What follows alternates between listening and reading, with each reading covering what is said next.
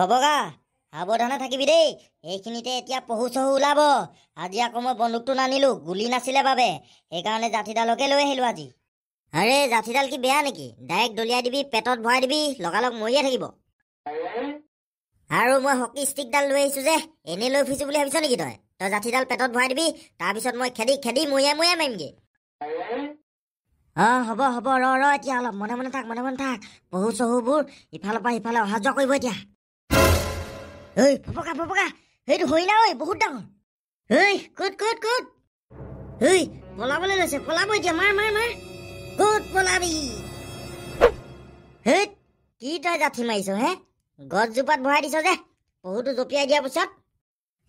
কি কবি আৰু ফপকা, আজি বহুত বেয়া লাগি আছে মোৰ মনটো। কেলে তই জান নাই? আনদিনা আকৌ যেতিয়া বন্দুকটো লৈ আহোঁ তেতিয়া আকৌ এনেকৈ ডাঙৰ পহু ওচৰত আহি নোলাইহি। আজি আকৌ বন্দুকটো অনা নাই, গুলি নাই দেখি জাঠিডাল লৈ আহিছোঁ। আজি আকৌ ওচৰতে ডাঙৰ ডাঙৰ পহু ঘূৰি ফুৰিছে। ইমান দিন খাবলৈ পোৱা নাই হৰিণা মাংস। হ'ব হ'ব মোলোকে, দুখ নকৰিবি। আৰু বেলেগ চিকাৰ ওলাব নহয়, ব'ল জাঠিডাল লৈ লগে যা। সেইটো পিছফালে চা চা চা, সেইটো কি সাপ? এইটো বগা খোলা। ক'ত ক'ত ক'ত? ফপকা বৰ ওচৰলৈ গৈ নাথাকিবি সাপটোৰ, এইটো বৰ বিষাক্ত সাপ যেন লাগিছে। দেখিছ নাই কেনেকে আচচ আছে? কি কৰিম মোলোকে, মাৰি পেলাও নেকি সাপটোক? যাবলৈ দে। আজি সোমবাৰ, তাতে মানুহে শিৱ পূজা কৰে। আজি মাৰিব নাপায়, ই একো নকয়, যাবলৈ দে। এইটোক যাবলৈ দিব নোৱাৰি নহয় তেনেকে। আকৌ আমি কাইলৈ পৰহিলৈ ৰাতি চিকাৰলৈ আহিম, তেতিয়া যদি গছকি পাওঁ খুটি দিয়ে আমি মৰি থাকোঁ, তেতিয়া কি হ'ব হে? আঁতৰ। ফপকা নেমাৰিবলৈ কৈছিলো, মাৰি দিলি যে, মূৰতে মাৰি দিলি, মূৰটো চেপেটা কৰি পেলালিচোন একেবাৰে। মই মাৰিলে ডাইৰেক্ট হেডশ্বটে মাৰো, দেখা নাই মাথা কেনেকুৱা চেপেটা কৰি পেলালো। আৰু ব'ল এইখিনিৰ পৰা যাওঁ এতিয়া সোনকালে, এইখিনিত আৰু চিকাৰ নাই এতিয়া, ভয় খালে। আৰে সাপটো মাৰিলি যদি মাৰিলি আৰু, এতিয়া পুতি পেলাই আকৌ, এনেকে থৈ যাব নালাগে বোলে সাপ, নহ'লে ইয়াৰ লগৰ চগৰ আহি তাৰ চকুত চব দেখি পাব, লাষ্টত আমাক খুটি মাৰিব। এইবিলাক চব ফাল্টু কোৱা কথা, খাই পেলাব ইগল শগুন নেউল চেউলে পাই পিনিয়াক। ব'ল পৰি থাকক ইয়াতে। ৰ জাঠিডাল লৈ লওঁ ৰ। ব'ল এতিয়া আগলৈ যাওঁ, ব'ল।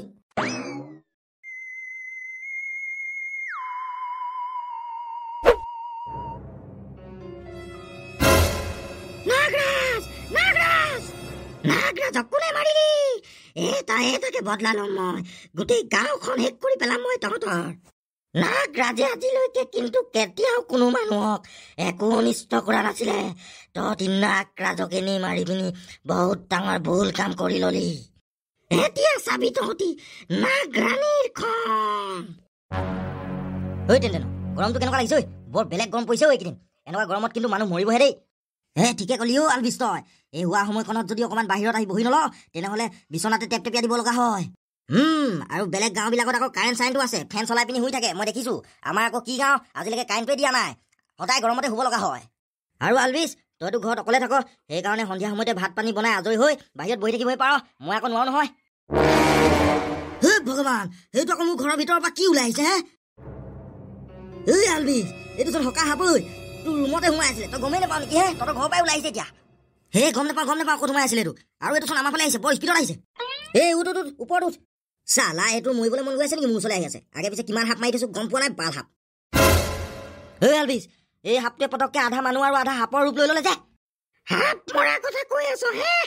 নাগৰাজক মাৰি তহঁতৰ হুক নপলালে নেকি? এতিয়া মই সেইবাবে তহঁতৰ গোটেই গাঁও ধ্বংস কৰিবলৈ ইয়ালৈ আহিছো। কিন্তু আমিতো কোনো নাগৰাজক মাৰি থৈ অহা নাই, তই কেলে আমাক মাৰিবলৈ ইয়ালৈ আহিছ?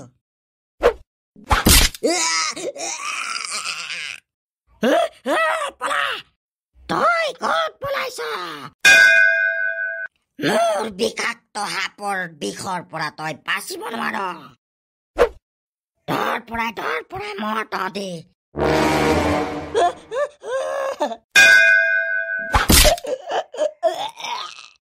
আৰু মানুহ মাৰিব লাগিব, বদলা। গোটেই ঘৰত সোমাই চব মানুহ মাৰিম আজি ৰাতি মই। কটীয়া চুটুকাই সোনকালে মুতক। আপুনি আকৌ বৰ ভয় কৰে নহয়, আপোনাৰ কাৰণে ৰখি থাকিবলৈ মোৰ সময় নাই সদায়। ৰচোন লেংকামিয়া, মুতিবলৈ 2 মিনিটহে লাগিব, ৰৈ দেচোন। লেংকামিয়া নাগিন। মই নাগিন, আৰু মই তোক এতিয়া খুটি দিম। কিন্তু মই তোক কি কৰিলো নাগিন? কি কৰিলি? তহঁতি চবেই মিলি মোৰ স্বামী নাগৰাজক হাবিত মাৰি পেলাই থৈ আহিলি।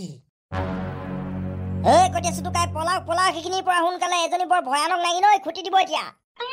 ক'ত পলাবি তহঁতি? কটীয়া চুটুকা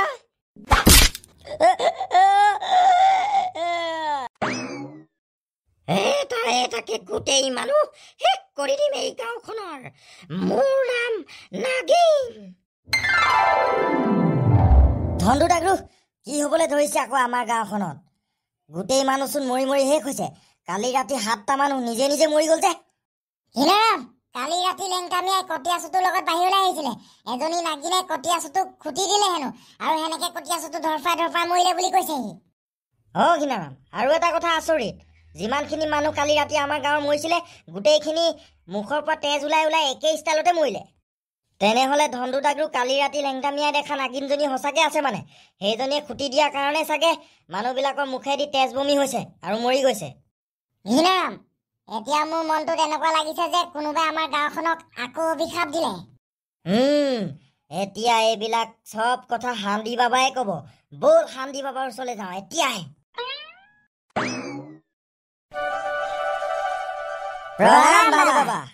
কল্যাণ হওক। হান্দি বাবা, আমি বহুত ডাঙৰ বিপদত পৰিছো। আমাৰ গাঁওখনক আকৌ কোনোবাই অভিশাপেই দিলে নে কিয়েই দিলে? কালি ৰাতি 7টা মানুহ মৰিলে আমাৰ গাঁৱত, আৰু গোটেইখিনি একেধৰণে মৰিছে, মুখৰ পৰা তেজ ওলাই পিনি। তহঁতৰ গাঁৱক কোনেও অভিশাপ দিয়া নাই ঘিনাৰাম, কিন্তু এটা কথা, তহঁতৰ গাঁৱক বদলা লৈছে। কোনে বদলা লৈছে হান্দি বাবা? এজনী ইচ্ছাধাৰী নাগিনে। মানে হান্দি বাবা সঁচা? কালি লেংটামিয়াই আমাক কৈছিলে এজনী নাগিনক দেখিছিলো বুলি। সঁচা ঘিনাৰাম। তেনেহ'লে হান্দি বাবা সেই ইচ্ছাধাৰী নাগিনজনীৰ পৰা আমাৰ গাঁওখনক বচাব পৰা উপায় এটা দিয়ক আমাক।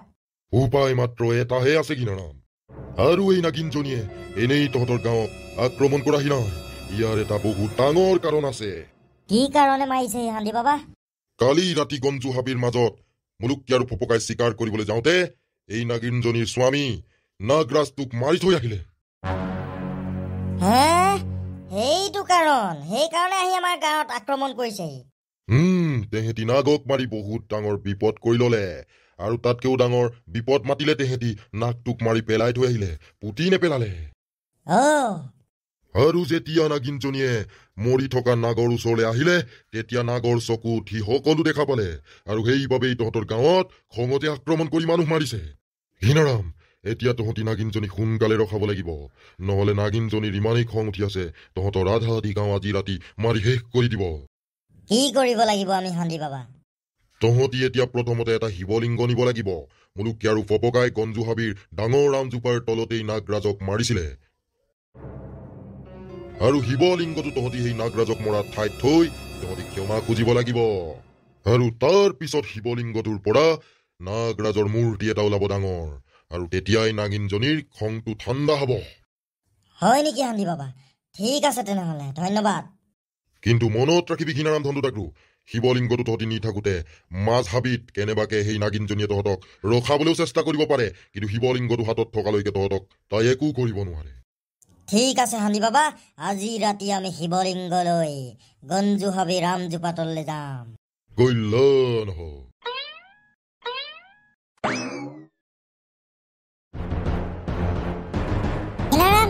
এইটোৱে নাগৰাজ চাগে। এইখিনিতে ডাঙৰ আমজোপা আছে, আৰু এইটো সাপটো পৰিয়ে আছে। কালি ৰাতি তেহেঁতি মাৰি থৈ যোৱা যে, এতিয়ালৈকে একো বস্তুৱে খোৱাহি নাই বাৰু সাপটোক। ঘিনাৰাম, সোনকালে শিৱলিংগটো এতিয়া সাপটোৰ ওচৰত থ, তাৰপিছত আমি ক্ষমা খুজিব লাগিব এতিয়া নাগিনৰ আগত। ধনটো ডাকৰু, চাবি নাগিনজনী এতিয়া যিকোনো সময়ত আমাৰ ওচৰত ওলাব পাৰে। শিৱলিংগটোৰ পৰা নাগৰাজৰ মূৰ্তি ওলাই গ'ল। ধনটো ডাকৰু, তহঁতি বহুত ভাল মানুহ, কিন্তু কিছুমান মানুহে আমাৰ নিচিনা জীৱ জন্তু বিলাকক বহুত অনিষ্ট কৰে। হে নাগৰাণী, আমিতো আপোনাৰ নাগৰাজক একো কৰা নাই। আমাৰ গাঁওখনক ক্ষমা কৰি দিয়ক। সেই ল'ৰা দুটাৰ ফালৰ পৰা আমিয়ে আপোনাক ক্ষমা খুজিছো। আৰু এই নাগৰাজৰ ডাঙৰ মূৰ্তিটো আজিৰ পৰা নাগৰাজৰ প্ৰতিমা হিচাপে ইয়াতে থাকিব।